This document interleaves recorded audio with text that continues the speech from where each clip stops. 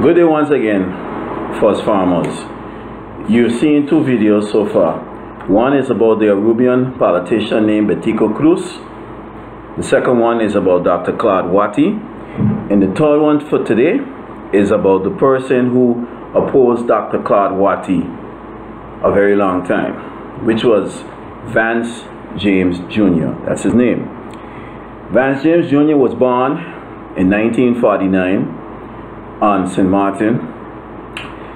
James came from a middle-class family, or upper middle-class family, who were involved in businesses on St. Martin. Namely, the one that they were really involved in was the Coca-Cola business located on Saker's Gut.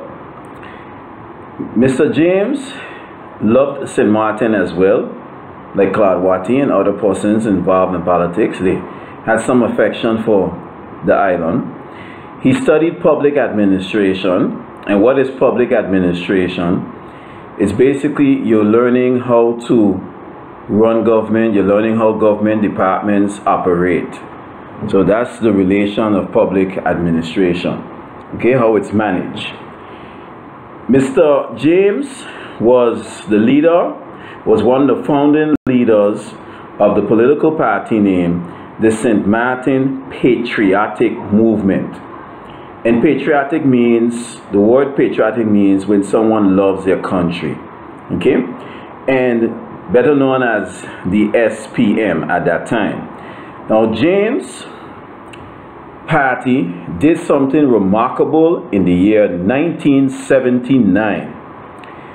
Remember I told you students that between 1951 and 1979, Dr. Claude Watty's Democratic Party used to capture most of the 5 seats. Sometimes his party captured all 5.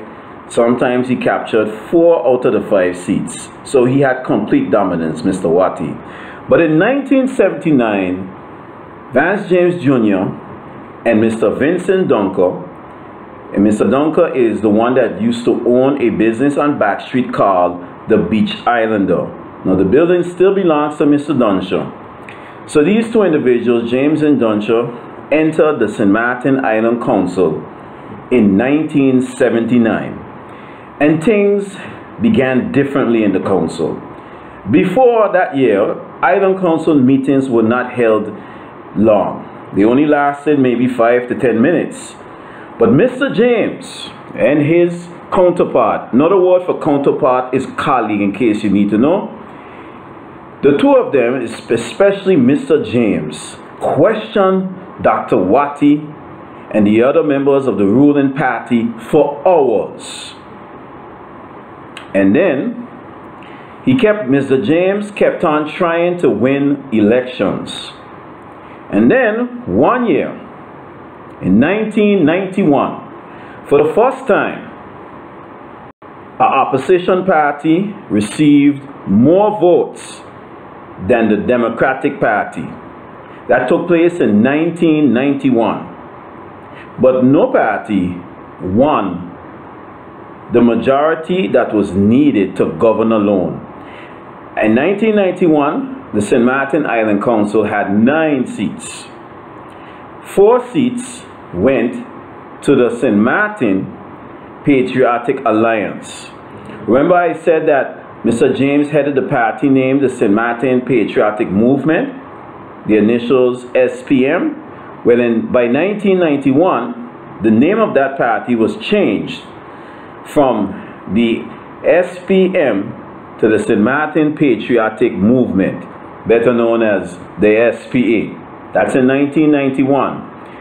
The Democratic Party in that election, that Island Council election, secured, or they won, 4 seats. And then there was a new party, the Progressive Democratic Party, that had the other seat. So no one got enough that they didn't have to govern alone.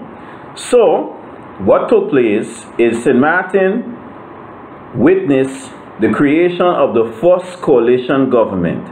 Remember several weeks ago I told you students that a coalition government takes place when you have 2 or more parties that come together, they form the government. And this is what happened in 1991. And this coalition was between the SPA and the Progressive Democratic Party, better known as the PDP.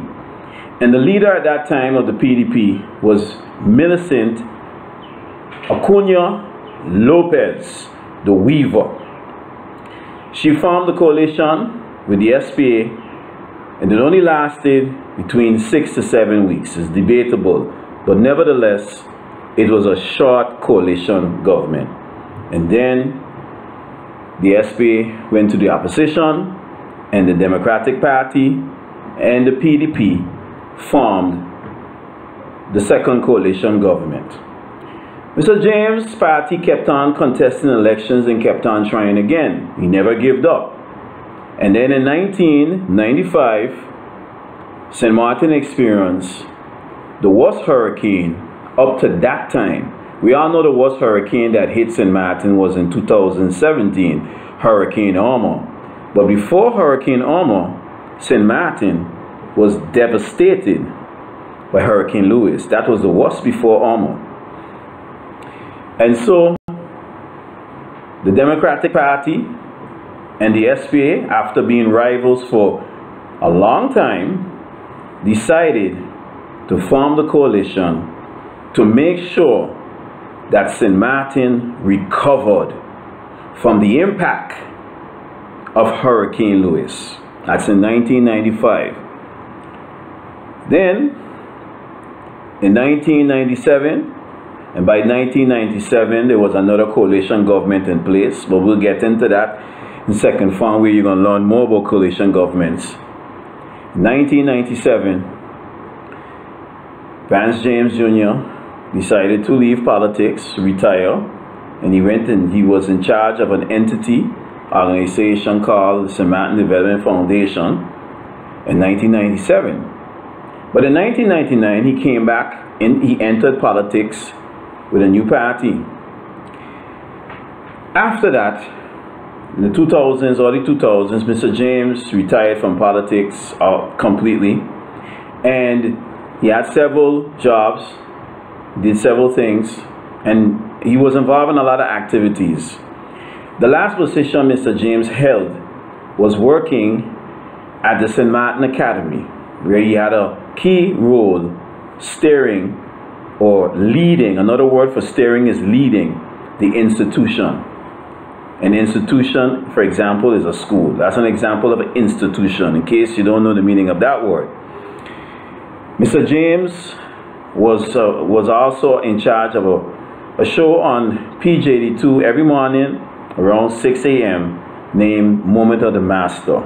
Of course, you can tell by the name, it's a religious program where he provided religious advice, counseling, and comfort to this nation. One of the most important characteristics of Mr. Vance James Jr. was his ability to compromise. What does compromise mean? Many times when Mr. James and his colleagues were not in power, he managed to convince the ruling party to go along with some of his proposals, his ideas that would make St. Martin a great country. Unfortunately, this great St. Martin politician suddenly died in the year 2008.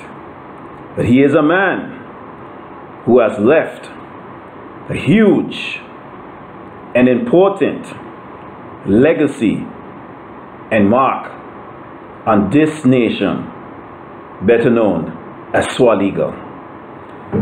Thank you for listening, First Farmers, to the final video for today.